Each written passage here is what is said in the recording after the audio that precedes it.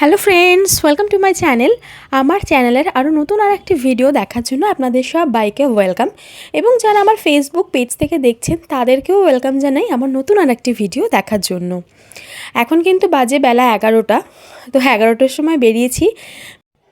আর বাইরে আজকে এত ঠান্ডা হাওয়া দিচ্ছিল, আর যেহেতু বাইকে করেও যাব তো ভাবলাম ভালো করে আর কি কানটা আর গলাটা ঢেকে দিই, প্রচণ্ড হাওয়া বাইরে। আর এসেছি কিন্তু মেয়েকে নিয়ে, মেয়ের ডাক্তারের কাছে। তো একটু ডাক্তার দেখানোর আছে, ঠান্ডা গরম লেগে। এখনকার ওয়েদার তো সবারই মানে একই পরিস্থিতি, সব জায়গায় ঠান্ডা গরম লেগে। তো তাই জন্য আর এত ভিড় আজকে, প্রত্যেকটা বাচ্চার একই প্রবলেম। ওই সেই নাক দিয়ে জল গড়াচ্ছে, ঠান্ডা সর্দি কাশি, এই সিজনে যেটা হয়। আমাদের বড়োদেরই রোগ ছাড়ছে না, আর তো বাচ্চাদের। তো তার জন্যই আর কি আসা। আর দেখেছেন কী ভিড়। তো আমি এখন ওর যেগুলো রিপোর্টসগুলো মানে ওর পুরনো যে প্রেসক্রিপশন সেগুলো সব নিয়ে নিচ্ছি, একটু গুছিয়ে দেখে নিচ্ছি যে সব ঠিক আছে কি না। তো সেগুলোই এখন দেখে তারপরে ভেতরে যাবো। আর অনেকক্ষণ প্রায় বসে থাকতে হয়েছিল, এসেছি প্রায় 11:30। আর আমাদের সমস্ত কিছু কমপ্লিট হতে হতে প্রায় 1:30 বেজে গেছে। এত পরিমাণে ভিড়, আর প্রত্যেকটা বাচ্চার ওই একই প্রবলেম, ঠান্ডা লাগা, জ্বর সর্দি কাশি। তো আমাদের ডক্টর দেখানো হয়েও গেছে। আর ডক্টর আন্টি ওর প্রিয় জিনিসটাই ওকে দিয়েছে, সেগুলো হচ্ছে জেলি আর 2টো ইরেজার দিয়েছে। তো ইরেজারগুলো তো ওর কোনো কাজের না, ওগুলো আমি রেখে দেবো। আর হচ্ছে যেই জেলি 2টো সেগুলো খাওয়ার জন্য তো খুব মানে ব্যস্ত। ও জেলি খাবে, ওর পাপা ওকে একটা খুলেও দিল। ও এই জেলিগুলো খেতে প্রচণ্ড ভালোবাসে। আর ওই যে একটা খাওয়া যে হয়ে গেছে, আবার আর একটা চাইছে। তো ওকে একটা জেলি দেওয়া হয়েছে, আর একটা দিইনি, রেখে দিয়েছি। আর তারপরে আমি না এখন ওষুধটাও নিয়ে নেব। জাস্ট ওই ক্লিনিকের বাইরেই আর কি ওষুধের দোকান। তো একদম এখান থেকে, আর যেহেতু ম্যাডামের ক্লিনিকের পাশাপাশি, ওই জন্য ওইখান থেকে ওষুধগুলো নিলে সবকটা ওষুধ পাওয়াও যায় এবং ভালোও হয়। ওষুধ নেওয়ার পথে তারপর ভাবলাম মেয়ের জন্য না ঘরে পরার একটা জুতো নিই। এত পরিমাণে ঠান্ডা, আর আমাদের যেহেতু টাইলসের ঘর, মানে নিচে টাইলস বসানো, তো সব সময় ওই খালি পায়ে হাঁটছে, বা মোজা পরিয়ে দিলে মোজাটাকে ভিজিয়ে ফেলছে, বারবার করে মোজা চেঞ্জ করে দেওয়া। তো তার জন্য না ভাবলাম যে একটা ঘরে পরার এরকম জুতোও নিই। আর ও জুতো পরতে খুব ভালোবাসে, মানে আমি ওকে জুতো পরিয়ে রাখলে ও পরে থাকে, খোলার বায়না করে না। তো সেই জুতো কেনার জন্য এখন এসেছি।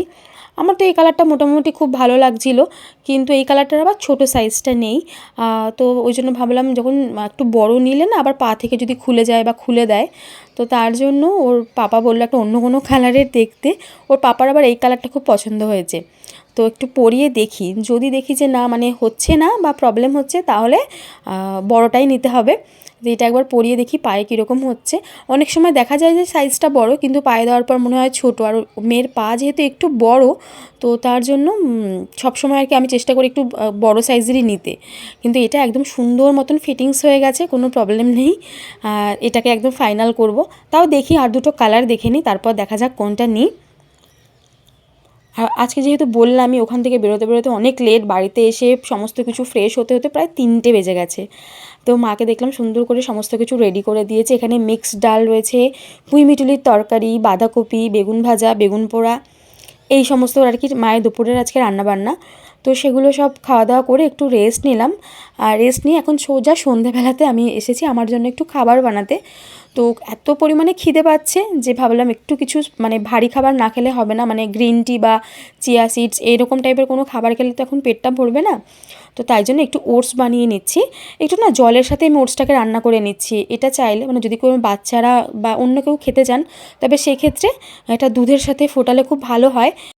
এবং যদি কেউ মনে করেন এরকম একটা হেলদি খাবার বাচ্চাদের বানিয়ে দেবেন, তবে সেক্ষেত্রে না দুধের সাথে ওটসটাকে ফোটাবেন, খুব ভালো হয় তাতে। দুধের সাথে ওটসটাকে ফুটিয়ে একটু 1 চিমটির মতো নুন দিলেও হয়, না দিলেও হয়, তারপরে একটু মধু দিয়ে ভালোভাবে মিশিয়ে তার উপরে যে কোনো পছন্দের ফল দিয়ে দেবেন, একটু ড্রাই ফ্রুটস কুচিয়ে দিয়ে দেবেন। খুব একটা হেলদি খাবার কিন্তু বাচ্চাদের জন্য। আর আমি যেহেতু দুধের সাথে ফোটাইনি, আর কেননা আমার না দুধ দুধ বা বলুন ফল কিংবা ড্রাই ফ্রুটস এগুলো প্রেগনেন্সির সময় এত পরিমাণে খেয়েছি যে এখন আমার এগুলো দেখলে রীতিমতন গায়ে জ্বর আসে। শুধুমাত্র কলাটা ভালো লাগে খেতে, ওই জন্য কলাটা খাই, তাও সব সময় না, একদম খুব রেয়ার। আজকে যেরকম খিদে পাচ্ছে তাই খাচ্ছি।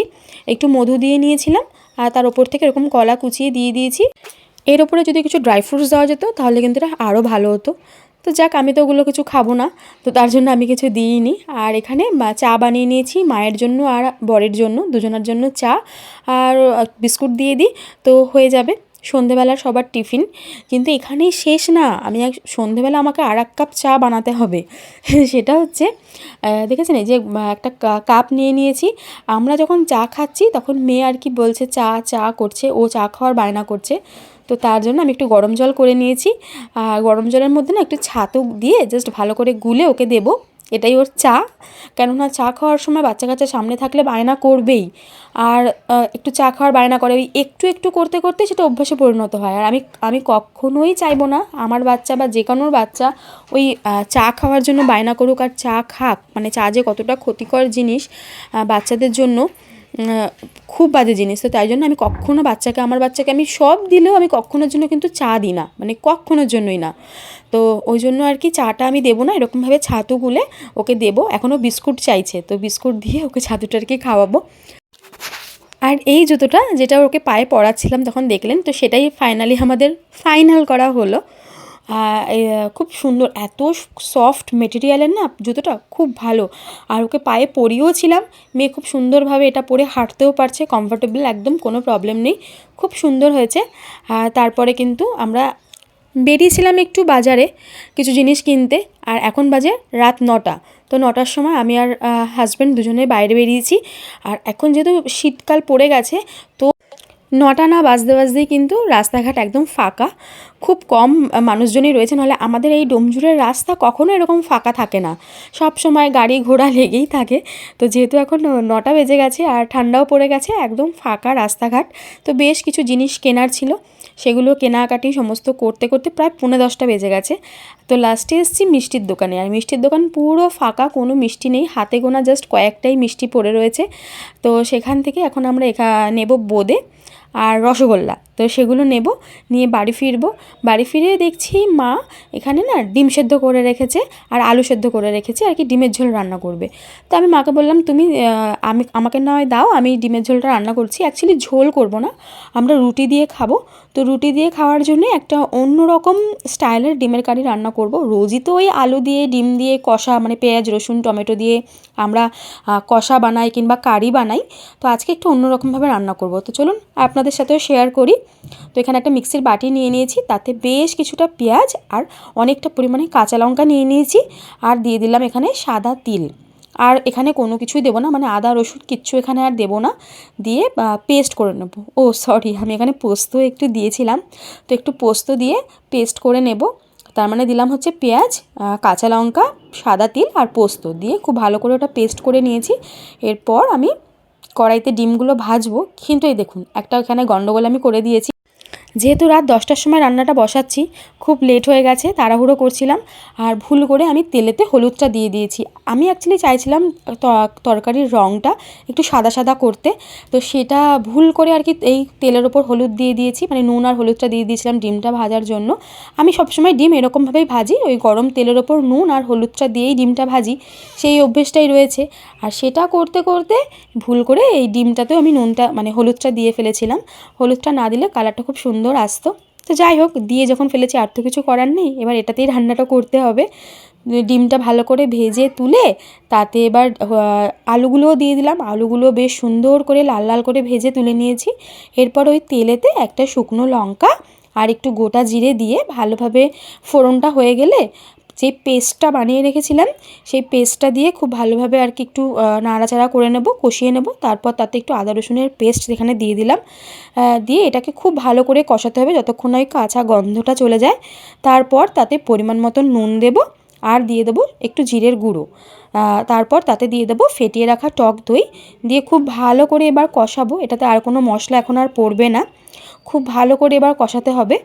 আর হলুদ তো দেবো না, যেহেতু আমি চাইছিলাম একটু রঙটা সাদা সাদা করতে। প্রথমে যেই ডিম ভাজার সময় হলুদটা দিয়েছিলাম সেটাই থাকবে। খুব ভালোভাবে কষানো হয়ে গেলে এরপর তাতে দিয়ে দেবো আমি একটু সামান্য চিনি, যেহেতু টক দই দিয়েছি একটু টেস্টটাকে ব্যালেন্স করার জন্য একটু চিনি দিয়ে দিলাম। তারপর তাতে আলুগুলো দিয়ে খুব ভালো করে এবার মশলার সাথে কিন্তু কষিয়ে নেব। খুব সুন্দর করে মশলার সাথে কষাবো। আর গ্রেভিটা না খুব সুন্দর স্মুথ হয়েছে, যেহেতু পেস্টটা খুব ভালো করে করা হয়েছে যার জন্য খুব স্মুথ আর কি একটা টেক্সচার এসছে। এরপর পরিমাণ মতন জল দিয়ে এটাকে ঢাকা দিয়ে রেখে দেবো আলুটা পুরোপুরি সেদ্ধ হয়ে যাওয়া পর্যন্ত। দেখুন এখানে আমার আলুগুলো কিন্তু একদম সুন্দর রকমভাবে সেদ্ধ হয়ে গেছে। এরপর তাতে দিয়ে দিলাম ডিমগুলো। ডিমটা দিয়ে এখানে একটু গরম মশলার গুঁড়ো দিয়ে দেবো, গুঁড়ো দিয়ে আবারও ঢাকা দিয়ে রেখে দেবো একটু 3-4 মিনিটের মতন। হাই ফ্লেমে একটু ফুটতে দেবো, তাতে গ্রেভিটাও একটু কমে আসবে আর ফ্লেভারটাও খুব ভালোভাবে ডিমের মধ্যে ঢুকে যাবে। তারপর এখানে নাবানোর আগে ধনেপাতা কুচি ছড়িয়ে ডিমটা নাবাবো। আর এটা না রুটি দিয়ে ভাত দিয়ে দুটোর সাথেই কিন্তু খেতে অসাধারণ লাগছিলো, একটা ঠিক অন্যরকম স্বাদের একটা ডিমের কারি। রোজই তো ওই পেঁয়াজ রসুন টমেটো এইসব দিয়ে খাই, তো মাঝে মাঝে একটু এরকমভাবে যদি ঘুরিয়ে ফিরিয়ে রান্না করি তাহলে কিন্তু খেতেও ভালো লাগে এবং বাড়ির সবাইও খুশি হয়, মানে রোজ রোজ একঘেয়ে ডিমের কারি না খেয়ে। তো দেখুন ডিমের কারি আমার একদম রেডি, যেরকম কষা কষা করে আর কি রান্না করতে চাই সেরকমভাবে হয়ে গেছে। আর তার সাথে তো বললামই রুটি দিয়ে খাওয়ার জন্য নিয়ে নিয়েছি, আর বোঁদে আর রসগোল্লা তো রয়েইছে। তো এই হলো আজকের ভিডিও। যদি ভিডিও ভালো লেগে থাকে তাহলে লাইক কমেন্ট শেয়ার করে আমার চ্যানেলটাকে সাবস্ক্রাইব করবেন এবং ফেসবুক থেকে দেখে থাকলে প্লিজ পেজটাকে ফলো করে দেবেন। দেখা হচ্ছে পরবর্তী ভিডিওতে। টাটা, সবাই খুব ভালো থাকবেন।